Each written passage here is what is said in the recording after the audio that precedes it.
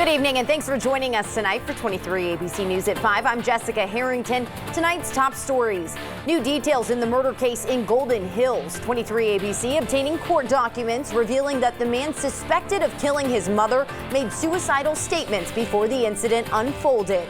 And the local Mexican restaurant reaching out to the community after a woman stole a tip jar. Owners saying the money in the jar was being used to help an employee battling cancer. Allison? And Kern County will be dry and warming as we head into the weekend. I have more details on when we could be seeing fog chances when 23 ABC News at 5 starts right now. Live from downtown Bakersfield, 23 ABC News at 5 starts now. Good evening. New court documents are shedding light on the investigation of a Tehachapi woman who was killed earlier this month by her son. 23 ABC's Leslie Gooden joins us live from the Superior Court with the information we obtained today. Leslie? Yes, that's right, Jess. Court documents state that Guadalupe's son was suicidal days before she was killed. It also explains why he was driving the direction going towards Las Vegas. 55-year-old Guadalupe Adams lived here off of Quail Springs Road with her son, Madison Adams, in Tehachapi. On January 8th, Guadalupe was found dead in her bedroom bathroom by her daughter, Jacqueline Tirado, with multiple gunshot wounds in the head, and killed by her 27-year-old son, Madison Adams. These new documents filed with the Kern County Superior Court state Tirado found it odd that her brother was not there, because he just recently moved back in. She also said she spoke to him earlier that same day asking for their mother. Madison told her she had left for work around 6:30 a.m. and he was with his friend David Downs around 7 a.m. Deputies later spoke to Downs, who said he had not seen Madison all day, but he had made, quote, suicidal statements the day before to him. Tirado told authorities it was even more peculiar that her mother's silver 2017 Nissan was also missing because Madison does not, quote, generally drive her vehicle and Ubers everywhere. She also told officers she called and spoke to Madison shortly after finding blood on her mother's bed and soon thereafter her body. She told her brother that their mother had died and to come home immediately. Madison said he would be home in an hour.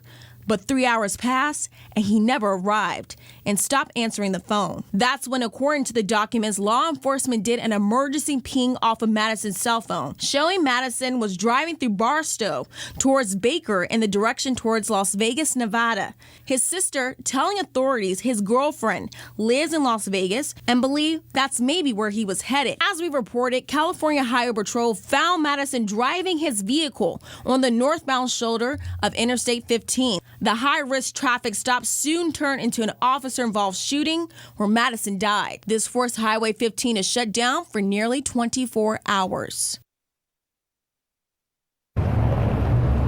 The documents also state that Madison was an avid hunter and had access to multiple firearms. As of now, we are currently still awaiting his autopsy report. For now, in Bakersfield, Leslie Gooden, 23 ABC News, connecting you. All right, Leslie, thanks. We are taking you into the 23 ABC Live Center as we're tracking breaking news just coming into our newsroom. I want to play this video for you.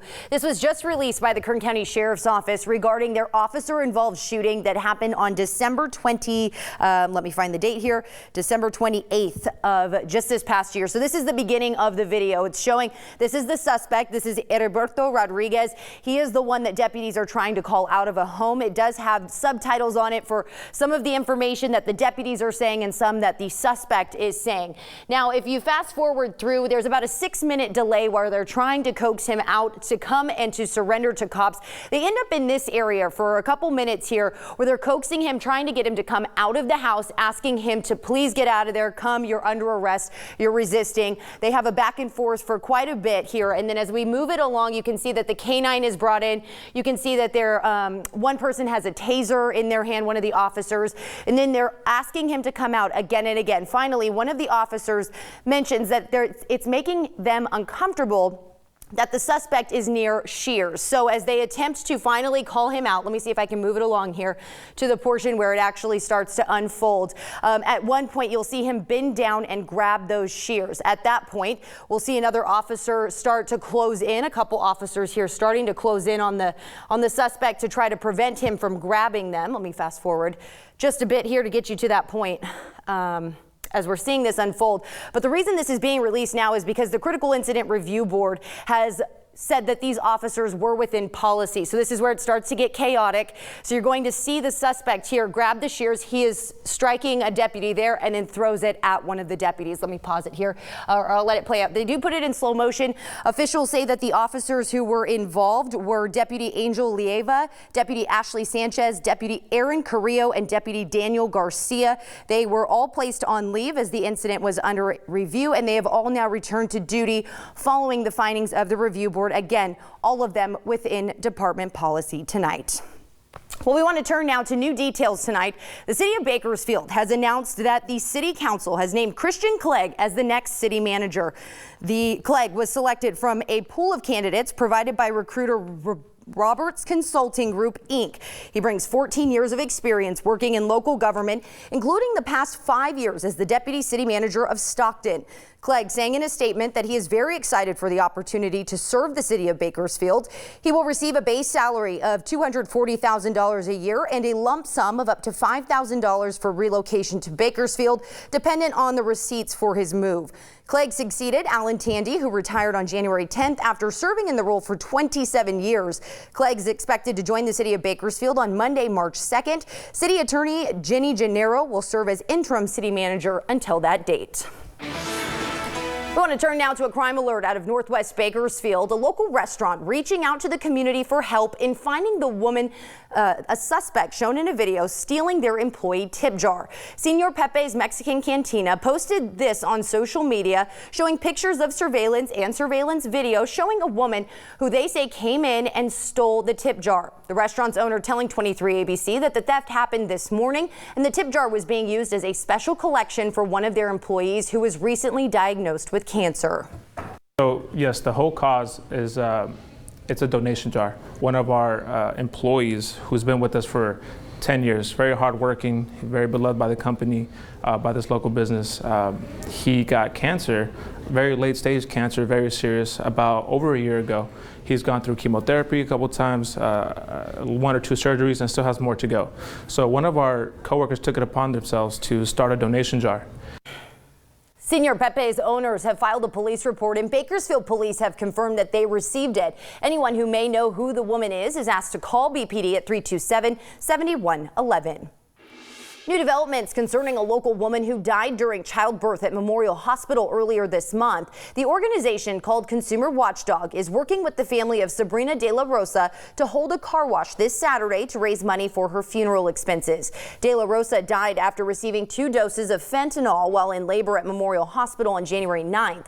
According to De La Rosa's family, the nurse informed them that her OBGYN doctor, Jason Hellowell, approved pain medication that was administered to De La Rosa. 23 ABC has previously reported that Hellowell is facing 32 felony charges for making false claims for health benefits. The California Medical Board currently has Hellowell on probation for gross negligence and sexual misconduct.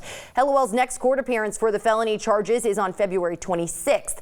The car wash is happening this Saturday from 9 a.m. until 1 p.m. at the Freedom House, which is located at 527 Niles Street. Monetary donations are also being accepted at the Mission Funeral Home at 531 California Avenue. New details tonight. At least 1 person has died and another was seriously injured today in an avalanche at a ski resort near Lake Tahoe. Officials ending a search this afternoon, saying they do not believe there were any more victims. The avalanche occurred after a storm passed through the area Thursday, dumping large amounts of snow at Squaw Valley Alpine Meadows, a ski resort in the Lake Tahoe area. The resort said the avalanche was reported shortly after 10 a.m. in an open area of the resort. 1 male skier died and a second man sustained severe lower body injuries and was taken to a hospital. The Sierra Avalanche Center had warned of dangerous avalanche conditions for all elevations. Its website says there was a high degree of uncertainty in regards to snowpack instability near and below tree line. According to the National Weather Service, the storm dumped up to 25 inches of snow at the top of the resort. They said about 1 to 2 feet of snow fell in the surrounding mountains over a 24-hour period. And we were seeing that snow falling at this time yesterday, but today we we are tracking those much calmer conditions. Just some high passing clouds here in the valley as high pressure rebuilds as we head into the weekend.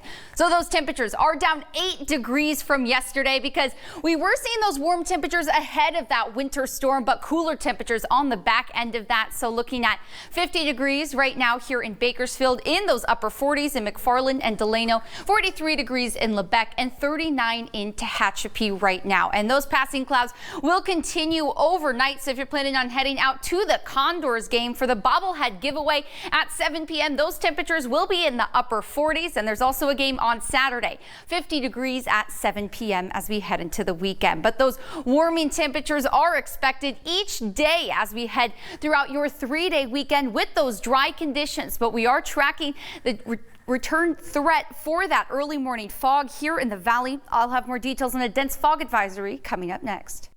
Kern County, along with dozens of participating areas, including the city of Bakersfield, is updating its multi-jurisdiction hazard mitigation plan and needs your help. All you have to do is simply participate in a short online survey, and by doing so, you could be entered to win a $150 voucher for a still tool of your choice. The county's hazard mitigation plan provides a formal explanation of hazards within the county and how hazards may affect communities differently. Most importantly, this planning effort could result in saved lives, reduced injuries, reduced property damage, and protection for the environment in the event of a natural hazard within the county. The city of Bakersfield in the past has benefited from participation in this plan, receiving funding for projects that help limit the impact of natural disaster events such as flooding, fires, earthquakes, and droughts. Basically what this survey does is it'll identify risks that exist in the county and in the cities so that we can plan for anything that might happen with those. And so that way we can have resources available, equipment available, personnel available in the event of a natural disaster. Anyone who completes the survey by March 31st will be entered into a drawing for a chance to win a variety of donated prizes. The short survey will help the county and participating jurisdictions prioritize actions and establish incentives for mitigating hazards near your home. We have a link to take the survey available on our website, turnto23.com. California increased its efforts today to keep the federal government from allowing oil and gas drilling on more than 1 million acres of public land, suing to block the Trump administration from issuing new permits in the central part of the state. The federal lawsuit against the U.S. Bureau of Land Management follows a new state law also intended to counter the Trump administration's plan to increase oil and gas production on protected public land. California Attorney General Javier Becerra sued on behalf of Governor Gavin Newsom's administration, saying the permits would allow the controversial extraction method called hydraulic fracturing, commonly called fracking. The suit filed in federal court in Los Angeles contends that the government's environmental review did not adequately evaluate harmful effects on communities in Fresno, Kern, Kings, Madera, San Luis Obispo, Santa Barbara, Tulare, and Ventura counties, and requests that the court set aside the decision. Becerra said, quote, "The risks to both people and the environment associated with fracking are simply too high to ignore."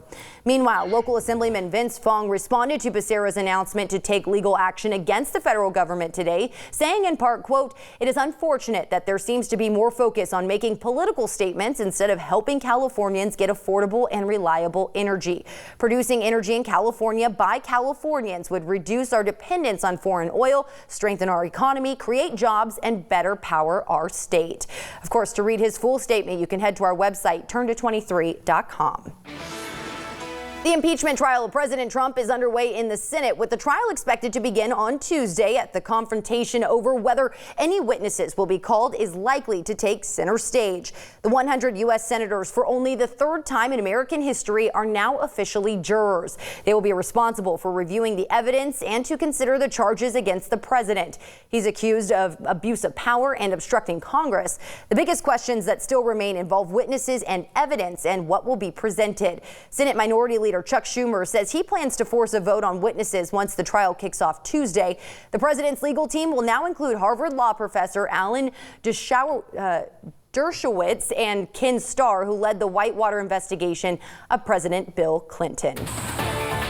Coming up, how a device that monitors your physical activity and sleep habits could help predict when you may be getting the flu. Allison? And we have chilly temperatures overnight, but that is going to be warming as we head into the weekend. More details on your full forecast coming.